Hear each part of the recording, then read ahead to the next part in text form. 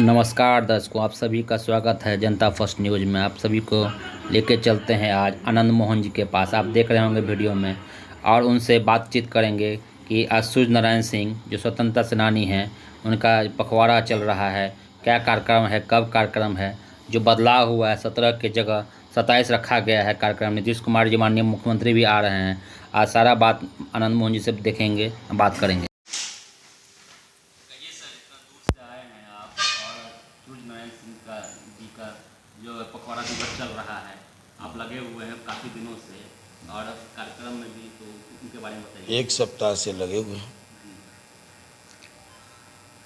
उद्देश्य बिल्कुल साफ है कि सूरज बाबू का जो आज़ादी के पूर्व गुलाम भारत में गुलामी की बेड़ियों को काटने के लिए, मुल्क की स्वतंत्रता के लिए जो उनकी कुर्बानियाँ रही, बलिदान रहे, उसको देखते हुए, और आज़ादी बाद जो देश में लोकतंत्र की मजबूती, उसके बाद समाजवाद की स्थापना, गरीबों, शोषितों, वंचितों, उपेक्षितों की लड़ाई को अंजाम देना, आज ये जैसा भारत का आज स्वरूप है, अगर सूरज बाबू जैसे लोग नहीं होते, जयप्रकाश जैसे लोग नहीं होते, डॉक्टर लोहिया जैसे लोग नहीं होते, अच्युत पटवर्धन जैसे लोग नहीं होते, यूसुफ मेहर अली जैसे लोग नहीं होते, तो अरुणा असफ अली जैसे लोग नहीं होते, तो निश्चित तौर पर एक पक्षीय होता। जैसे पाकिस्तान में या तो 5,000 बीघा का मालिक है, या फिर सड़क छाप लोग हैं, भूमिहीन लोग हैं, 5 कट्ठा वाले लोग हैं, बीच में 5 एकड़ वाले कोई लोग नहीं है। तो ये जो असमानता दूसरे मुल्कों में है, आज भारत भी उसका शिकार होता है। या तो जैसे वहाँ पर जो मुसलमानों में भी सवर्ण हैं, मजबूत हैं, जो चौधरी थे, नवाब थे, उनकी आज तक पकड़ पाकिस्तान की राजनीति में है। लेकिन अगर जो पूर्व में मैंने नाम गिनाया जिन महापुरुषों का, अगर वो गरीब गुरबा पिछड़े दलित की लड़ाई नहीं लड़े, अंबेडकर जी नहीं होते, है ना, तो महात्मा फूले नहीं होते, हाल के दिनों में बीपी सिंह नहीं होते, है ना, तो आप चंद्रशेखर जी हमारे नहीं होते, तो ऐसे लोगों के कारण ही आज जो सामाजिक तौर पर पिछड़े लोग थे, शोषित वंचित दलित पिछड़े थे, उनको बराबरी का जो दर्जा मिला हिंदुस्तान में, वो नहीं होता। इसलिए सूरज बाबू की कुर्बानी सिर्फ मुल्क की आज़ादी तक नहीं रही। मुल्क की आज़ादी में पाकिस्तान जो अविभाजित भारत था, वहाँ के लोगों की भी कुर्बानियाँ थी, लेकिन मुल्क की आज़ादी के बाद जो शोषण विहीन समाज होना चाहिए, उस तरफ लोगों की कोई कार्य योजना नहीं थी, कोई सोच नहीं था।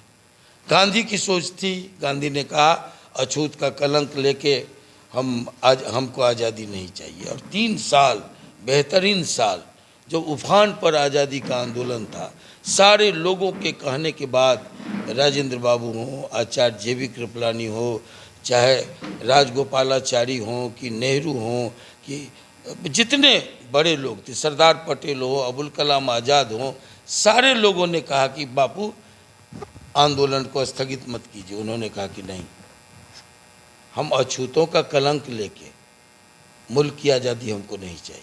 और विनोबा से शुरू हुआ बनारस में अछूतों को मंदिर प्रवेश से एक आंदोलन, उन पर बम फेंके गए।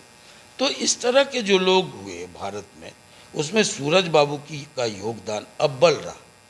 सारे लोग बोले, आंदोलन किए, जेल गए, लेकिन मजदूरों, दलितों, पिछड़ों की लड़ाई को लड़ते हुए मर जाना, मौत को कबूल करना, आज़ादी बाद, ये सूरज नारायण सिंह अकेले थे। और इसलिए उनके सम्मान में जो कुछ होना चाहिए आज तक नहीं हुआ। हम लोग अगर कहते हैं कि वो मुल्क मर जाता है जो अपने महापुरुषों को, शहीदों को भूल जाता है। सूरज बाबू भुलाए न जाए। सूरज बाबू नई पीढ़ी के लिए इसी तरह बदस्तूर प्रेरणा स्रोत बने रहे, हम इस प्रयास में। आप उनके जीवनी का महान श्रेणी में रखे हैं उनको, क्या आप मांग करते हैं, क्या होना चाहिए? हम लोग नहीं, आम लोगों की मांग है कि भारत रत्न उन्हें मिले। आम लोगों की मांग है कि जैसे अब जो अनाउंस करके लोग गए, वो भी कोई विधानसभा के स्पीकर थे। जब 90 में हम लोग जीत के आए थे यहाँ, तो एमएलए थे, तो इसी पोलो ग्राउंड में गुलाम सरवर जी आए थे। 11 रूलिंग पार्टी के हम एमएलए थे। उसके बाद 2 एमपी थे। उसके सामने अनाउंस हुआ था कि पोलो ग्राउंड का नाम शहीद सूरज नारायण स्टेडियम होगा। यूनिवर्सिटी में सूरज बाबू के नाम से एक चेयर की स्थापना होगी, वो भी नहीं हुआ। तो जो हम चाहते हैं कि पाठ्यक्रम में सबसे ज़्यादा ज़रूरी है, मैं मानता हूँ कि किसी भी रत्न से, वो लोक रत्न थे, वो देश रत्न थे, तो किसी भी रत्न से वो बड़े हैं। कोई उपाधि दे के उनको उस पद की गरिमा को बढ़ाया जाएगा। सूरज बाबू की गरिमा में कोई अंतर आने वाला नहीं है।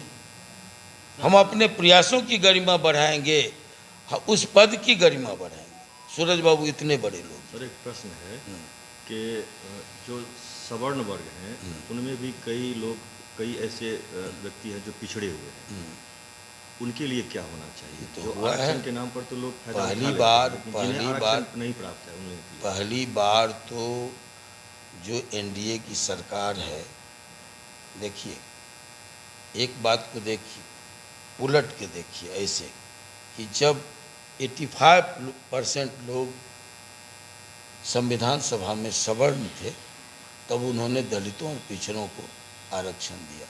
लेकिन आज उलट के देखिए, 75% लोग जब आज बैकवर्ड हैं, ऊपर से नीचे तक दलित हैं, तब उन्होंने 10% आरक्षण, एनडीए की सरकार ने ही ये हिम्मत दिखाई कि 10% गरीब सवर्णों को आरक्षण दिया। सर, क्या कार्यक्रम है, कब मना रहे हैं आप लोग? मुख्यमंत्री भी अब ये, हाँ, ये 17 को था, ये बढ़ा के 27 किया गया। कौन कौन सा? पोलो ग्राउंड ही रहेगा। सारे लोग आ रहे हैं। देखिए, माननीय मुख्यमंत्री जी आ रहे हैं, जेडीयू के कार्यकारी अध्यक्ष संजय झा जी आ रहे हैं। इसके बाद जो केंद्र में कर्पूरी जी के पूरे एनडीए के लोग रहेंगे या सिर्फ जेडीयू के? सुनते जाइए मेरी बात, आप जो क्वेश्चन कर दिए तो हमको जवाब देंगे। तो वो आ रहे हैं, रामनाथ ठाकुर जी, भारत रत्न जो जिनको मिला है, आदरणीय कर्पूरी जी के सुपुत्र, केंद्रीय मंत्री। उसके बाद सभी सांसद, पूरा ना जो दरभंगा आज का जो प्रमंडल है, पहले का जो जिला था, जो सूरज बाबू की कर्म भूमि रही, हमने इसको दरभंगा तक सीमित नहीं रखा। दरभंगा तो हम शुरू भी नहीं किया है, अभी तक दरभंगा शुरू नहीं किया। हम लोग तो अभी समस्तीपुर और मधुबनी में लगे हुए हैं। आज के बाद से शायद कल से, परसों से दरभंगा शुरू। तो यही था, तो बढ़ाने का भी कारण यही रहा कि हम लोग तो बार बार घूमते रहे। दरभंगा जहाँ कार्यक्रम था वहाँ घूमे ही नहीं। तो सभी सांसद आ रहे हैं, सभी जो माननीय मंत्री हैं राज्य में, राज्य मंत्रिमंडल में, वो सभी आ रहे हैं। और सभी विधायकों को न्योता है। उनके चाहने वाले, उनके चाहने वाले या उनके जो प्रशंसक रहे, देवेंद्र जी ने भी कल बातचीत की, खुद से बातचीत की हमसे, है ना, लंबी बातचीत की सूरज बाबू की एक एक कहानी कि किस तरह स्टूडेंट लाइफ में हम लोग पर मुकदमा हुआ था और उन्होंने कहा कि तुम ही हो देवेंद्र, तो हाँ, तुम क्या बनना चाहते हो? तो डॉक्टर, तो समाज का डॉक्टर बनो। बोले 13 मिनट या 15 मिनट वो रुके थे, पानी पिए, हॉस्टल में आए, कुछ बात हुई थी, छात्रों से पुलिस की झड़प हुई थी, और कहा कि जाओ, दरोगा हॉस्टल जाएगा और तुम्हारा बेल वहाँ देगा। और ये कह करके वो बैठे और निकल गए आगे। और दरोगा भागई, बोले कि हमको यकीन भी नहीं था आनंद भाई, दरोगा आया और हॉस्टल में हमको बेल दिया। तो एक उनका संस्मरण वो सुना रहे थे। कि आज जो कुछ मैं हूँ वो सूरज बाबू की देन है। ऐसा सीना ठोक के कहने वाले कम लोग हैं। अंतिम प्रश्न क्या कहना चाहते हैं दरभंगा की जनता जो कार्यक्रम के लिए क्या आह्वान करना चाहते हैं? हमने पहले ही कहा कि सारे लोगों को ऐसे महापुरुषों की जयंती हो या पुण्यतिथि हो ना, आना चाहिए। हमारा सबको आमंत्रण है। ये मिथिला में आमंत्रण और निमंत्रण और न्योता नहीं होता है। आपके माध्यम से हम सबको हकार दे रहे हैं। हकार भी दो तरह का होता है मिथिलांचल में। एक होता है घर जाना, घर के पीछे एक आदमी। दूसरा होता है सब जाना, माने सारे लोग चुलिया निवार। तो चुलिया निवार निमंत्रण हम दरभंगा के लोगों को दे रहे हैं, प्रमंडल भर के लोगों को दे रहे हैं। सारे लोग आएँ, शहीदों को याद करें। सामाजिक कार्यकर्ताओं को इसलिए मैं कह रहा हूँ कि ये सूरज बाबू देखने नहीं आएंगे कि हमको भारत रत्न मिल गया, कि प्रतिमा स्थापित हो गई, कि पाठ्यक्रम में हम शामिल हो गए।